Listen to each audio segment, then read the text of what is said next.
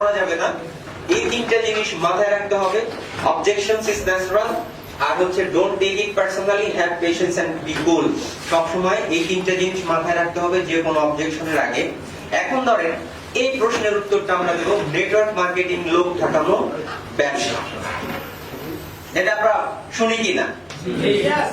আচ্ছা, লোক ঠকানো ব্যবসা, এইটার আমরা কিভাবে এটা সূত্রের মধ্যে দিতে পারবো? যখনই কেউ আমাকে বলবে যে ভাই এটা তো একটা লোক ঠকানো ব্যবসা, এখন আমি যদি ওই রকম ভাবে চেতে যাই, ধরুন আপনি জানেন কিনা আমি এত বছর ধরে নেটওয়ার্ক মার্কেটিং করতেছি, আমি তো কাউকে ঠকাইনি, আপনি বলতেছেন লোক ঠকানো ব্যবসা, ঠিক আছে? তো তাহলে আমাদের সূত্র কি বলে? লিসেন, সে কি বলে, তাই না? তারপরে রিলেট, সহমত, হ্যাঁ তাই তো লোক ঠকানো ব্যবসা হইতেই পারে। তখন যদি আপনি কাউকে বলেন জি ভাই আসলে এটা লোক ঠকানো ব্যবসা হইতে পারে, বাট আমিও তো এই ব্যবসার সাথে সম্পৃক্ত হইছি, তাহলে আপনি আমাকে একটু গাইডলাইন দিবেন প্লিজ, যে এটা আসলে কিভাবে লোক ঠকানো ব্যবসা, তাহলে আমি ব্যবসাটা ছেড়ে দিই। হ্যাঁ, তাহলে আপনি আমাকে কাইন্ডলি একটু বলবেন যে এটা কিভাবে, কোন পদ্ধতিতে লোক ঠকায়। আমি তো এটা শুরু করছি, তাহলে আমি লোক ঠকানো কোনো ধান্দাবাজির ভেতরে নাই, আমি ব্যবসাটা ছেড়ে দিব, ঠিক আছে?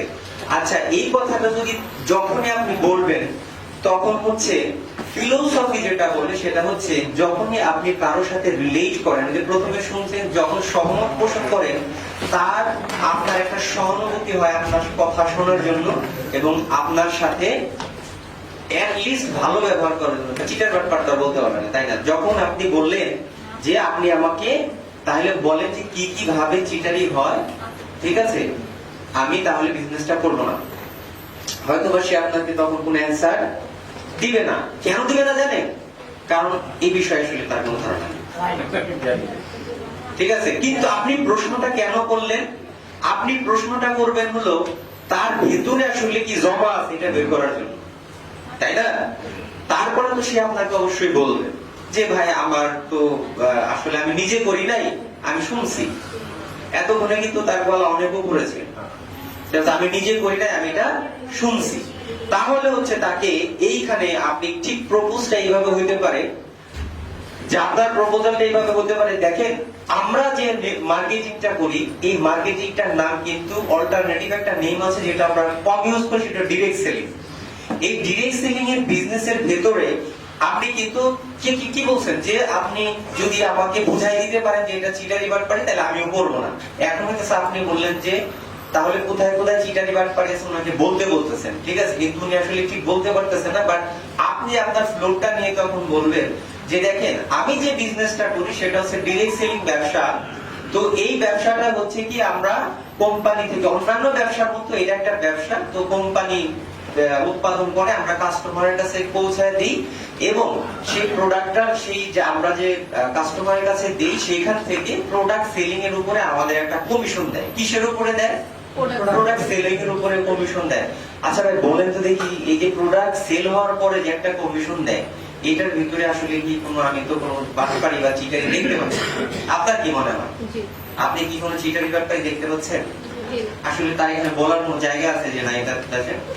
তারপরে হচ্ছে কি যে আপনি হয়তোবা তখন সে হয়তোবা বলতে পারে যে তার একটা ব্যাড এক্সপেরিয়েন্সের কথা, যে ভাই আমি তো আসলে ওই জায়গায় অমুক জায়গায় 1 কোটি টাকা বা 5 লাখ টাকা ইনভেস্ট করছিলাম, আমার তো পালায় গেছে। তখন কিন্তু সে তার মনের কথা বলছে যে ভাই আমি তো এক জায়গায় 5 লাখ দিয়েছিলাম, সে তো ঠিকই পালায় গেছে, বলছিল যে আমার 10 লাখ টাকা দিলে, 5 লাখ টাকায় 10 লাখ টাকা দিলে। তাহলে এই ক্ষেত্রে আপনি কি বলবেন? এই ক্ষেত্রে হচ্ছে যে তাকে আপনি বলবেন কিছু কিছু বিষয়ের উপরে ডিপেন্ড করে যে এই কোম্পানিগুলো আসলেই চিটার নাকি আসলে জেনুইন। তখন তাকে আপনি বলতেছেন যে কয়েকটা বিষয়ের উপরে ডিপেন্ড করে যে এই কোম্পানিটা আসলে কি চিটার কোম্পানি না এটা জেনুইন কোম্পানি। সেটা হচ্ছে কোম্পানির ফিলোসফি এবং কোম্পানির প্রোডাক্ট এবং কোম্পানির সিস্টেম, ঠিক আছে? তো এই আমাদের যে সিস্টেম আছে সেই সিস্টেমে কিন্তু মূলত প্রোডাক্ট মুভমেন্টের উপরে, প্রোডাক্ট সেলিং এর উপরে কমিশন দেওয়া হয়।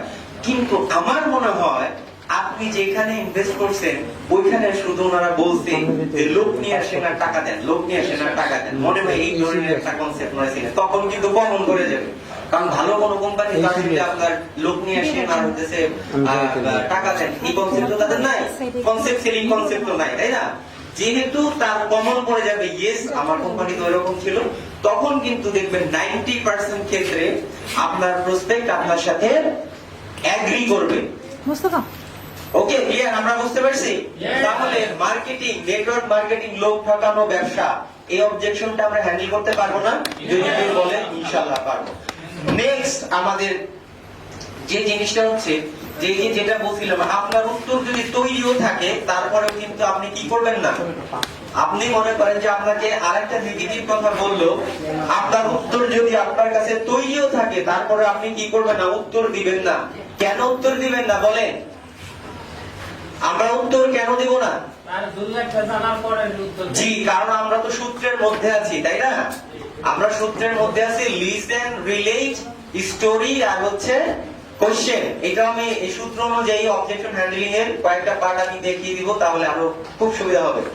আপনি তাকে প্রশ্ন করুন, আপনার কি কারণে লোক ঠকানো ব্যবসা মনে হলো, বুঝে আপনি প্রশ্নটা করলেন অলরেডি আমি যেটা বললাম।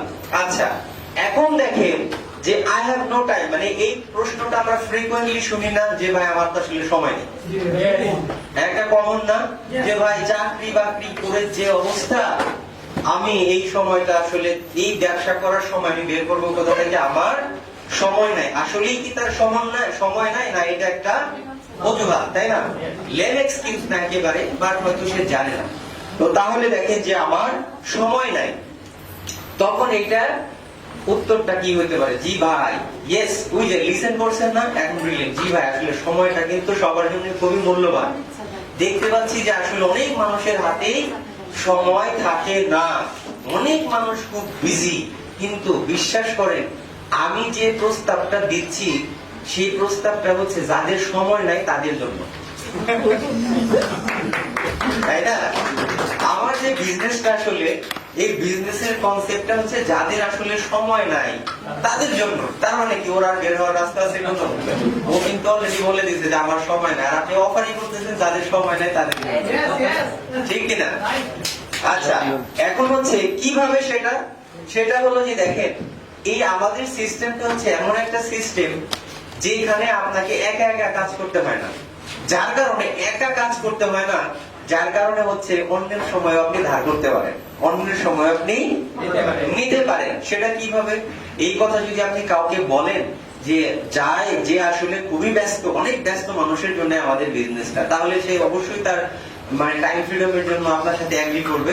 দেখেন আপনি তাকে সিম্পল একটা কনসেপ্ট দিবেন, যেটা হলো আমাদের এই সিস্টেমের ভিতরে আপনাকে যেহেতু একা কাজ করতে হবে না, যেহেতু আপনি একা কাজ করবেন না, আমরা অনেকেই একসাথে কাজ করব, সেহেতু এই সুযোগটা এখানে আছে। যদি আপনি 10 জনের সাথে ওই বিজনেসটা করেন, যদি প্রতিদিন সে 30 মিনিট কাজ করে, আপনার হচ্ছে 300 মিনিট কাজ হয়, প্লাস কত আবার 5 ঘন্টা, তার মানে মাত্র কত ঘন্টা? আধা ঘন্টা, মাত্র 30 মিনিট যদি আপনি 10 জনকে নিয়ে কাজ করেন, তারা যদি 30 মিনিট করে ডেইলি কাজ করে, ডেইলি 5 ঘন্টা আপনার কাজ হচ্ছে। আর দেখেন এইখানে যদি 20 জন হয় তাহলে 10 ঘন্টা, তার মানে আপনি যদি 20 জনকে কাজ নিয়ে কাজ করেন তাহলে সারাদিন আপনি একা যা কাজ করেন ওর আপনাদের 30 মিনিট যোগ করলে আপনার একদিনের সমপরিমাণ কাজ কিন্তু হয়ে যাবে। তাহলে দেখছেন যে আপনি কিন্তু নিজে সময় না দিয়েও আপনি এখানে কাজ করতে পারছেন। তাহলে আপনি এখান থেকে আপনার টিম থেকে যে বেনিফিট পাচ্ছেন, একটা সময় দেখবেন যে আপনার কাছে অনেক অপরন্ত সময় থাকবে যখন আপনার টিম আস্তে আস্তে আস্তে আস্তে বড় হয়ে যাবে। মূলত তাদেরকে আরো বলে দিবেন যে আমাদের এই বিজনেসটা আসলে কাদের জন্য? 98% people in this business are engaged in some other profession, অর্থাৎ 98% লোক যারা এই বিজনেসটা করে, আমাদের বিজনেসটা করে, 98% হচ্ছে তাদের আলাদা আলাদা প্রফেশন আছে, তারা আলাদা আলাদা কাজ করে। এইখানে যারা আছেন অনেকেই আছেন না যে আপনি চাকরি করেন অথবা ছোট